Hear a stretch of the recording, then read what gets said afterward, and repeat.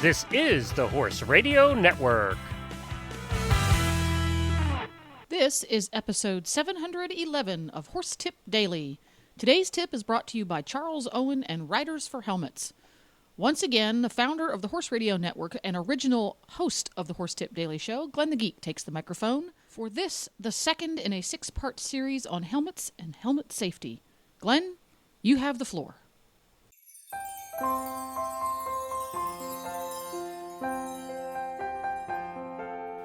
Glenn the Geek here, founder of the Horse Radio Network. We are excited to bring you a special holiday helmet mini-series, giving the gift of safety, purchasing a helmet for your loved ones at Christmas.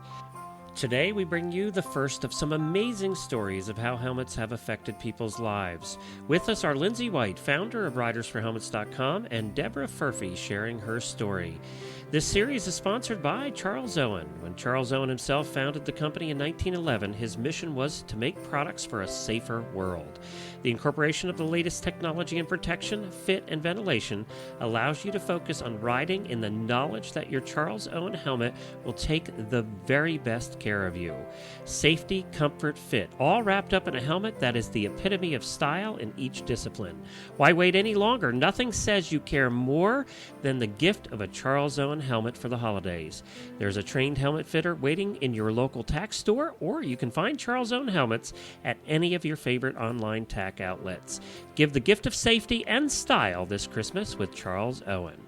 And now Lindsay White, founder of RidersForHelmets.com, and Deborah Furphy sharing her story. Well, I want to thank you both, Deb and Lindsay, for joining us today. Of course, Deb is here to tell us our first story in this series, and Lindsay is here from Riders for Helmets, going to be talking a little bit about that in just a few minutes. But I want to start with you, Deb. You know, Lindsay said you've got to talk to Deb. She has an amazing story of recovery to talk about, and what happened to you. So let's go back in time a little bit and tell us what happened. Okay. Well, I have to say first and foremost that my helmet saved my life. My doctors told me I wouldn't walk again. They told me a lot of horrible, horrible things. So let's get into the accident and why that happened and why I was actually wearing the approved type of helmet at that time. I had just turned 18 on December 3rd, 1991. I was among the top in my region and nationally ranked in junior hunters, large and small, and equitation, large hunter pony. And then on December 5th, a horse I was schooling for a client refused the jumps that we were working on. So, like most riders, I applied the crop twice, told him, we're not going to deal with this nonsense. And we circled back, and instead of, refusing it, he refused, and he reared in such a smooth movement that he lost his balance, and he went over backwards, and I was not able to get free. And he'd landed on top of me, and he fractured in my back the L3, L4, L5, S1, S2, and my coccyx.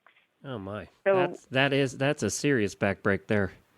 Yeah, that was not a good thing. And 20 years ago, we didn't know what we know now.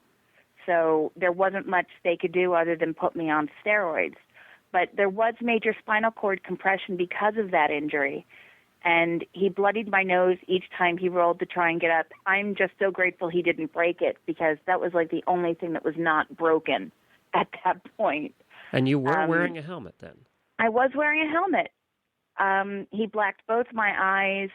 My cheeks it looked like I had been, sandpapered down. He split my lips and broke a front tooth. I've had a spinal fusion, nerve blocks. I've been paralyzed 3 times. But I had a dorsal column stimulator implanted to kill the pain, so I'm up and walking. And this is stuff we didn't have 20 years ago. I had a severe concussion. But the whole thing is I was wearing an approved helmet that day, and I usually never wore one. I figured it was a green horse, so why take the chance? And usually I just wear, those nice little decorative fox hunting caps that everybody used to wear with the little elastic chin strap you could cut off. That are pretty much useless, yeah. Yeah, they're totally useless. But I was so stupid and so vain when I schooled horses that I thought, oh, this makes me look like everybody else that's a professional. Look at me. Look at how good I look.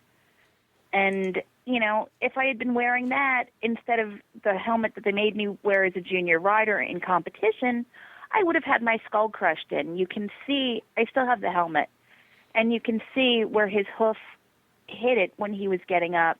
You can see the dents in the top. You can see the cracks inside. You can see where it was, structurally compromised. And it's just one of those things where, why did I have that thought? I was so incredibly lucky.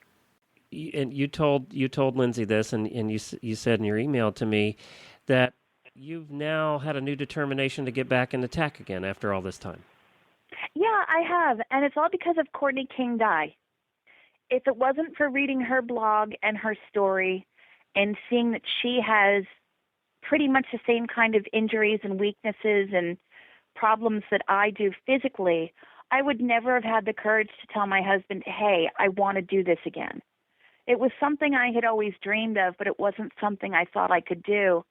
And a friend of mine turned me on to Courtney's blog last year, and I'm not ashamed to admit that I cried when I read it because it was so reminiscent and so familiar of my own experience. On November 17th, my husband and I are going to a local trail riding establishment, and we are both going on a nice trail ride. And in a new helmet, I hope. Yes, in a brand new helmet, actually. You have your brand new one because you're going to be riding again. Yeah, and I hope that I'll be able to keep it up. But even if I can't, I know that I tried. I know that I've done my best. I know that I have battled my demons and won. Lindsay, let's bring you into this conversation. Of course, you're with Riders for Helmets, and you're the one that really has, in my opinion, and I'm going to say this and embarrass Lindsay right now, it really has changed the face of helmet wearing around the world, and really has brought it to light, and really has gotten regulations changed, around the world. So, Lindsay, congratulations on all you have done. Tell us what's going on currently. You've been a guest on our shows a number of times. Tell us what's going on currently with Riders for Helmets. Oh, well, thank you, Glenn. You're too kind. And I think we should definitely give a shout-out to Chad, who works on me with Riders for Helmets as well, because I certainly don't want to downplay all of the work that he does on the campaign. But, yeah, some pretty exciting things. Riders for Helmets celebrated 2 years in April this year of being basically around educating equestrians on helmet wearing. We hosted the third International Helmet Awareness Day this year that had over 500 retailers around the globe participate, which was absolutely outstanding. We hosted earlier in the year the third Riders for Helmet Safety Symposium, and we've got number 4 in the works right now, so we're going to be announcing that in the near future. We were recently awarded the Certified Horsemanship Association Partnership and Safety Award for 2012, which was a massive honor for us. Well, congratulations on that. Yeah, thank you. Yeah, that was really cool of them to kind of recognize our efforts in educating equestrians. The Riders for Helmets blog is getting over 25,000 unique visitors a month now from over 40 countries globally, which, again, is just amazing that so many people read that blog and kind of tune in and read everybody's stories. And I have to say, Deborah, that it's stories like yours that have the absolute most impact, because if just one person reads your story and thinks, my gosh, I do need to protect my head, I'm going to go and buy a helmet for the first time in my life, or I'm going to go change my old helmet that's 15 years old, and go buy a new one, then, you as an individual have directly contributed to probably saving somebody's life or potentially saving somebody's life. So it's your stories, everybody else's stories, the wonderful followers of the campaign, over 10,000 people following the campaign on Facebook now, all sharing the stories. It's just amazing. It's just continuing to grow, and I hope it keeps going, and I hope more and more people kind of follow the campaign, spread the word, and hopefully we get more helmets on people's heads. What's the website, Lindsay? Riders with an S, the number 4, and then helmets with an S.com.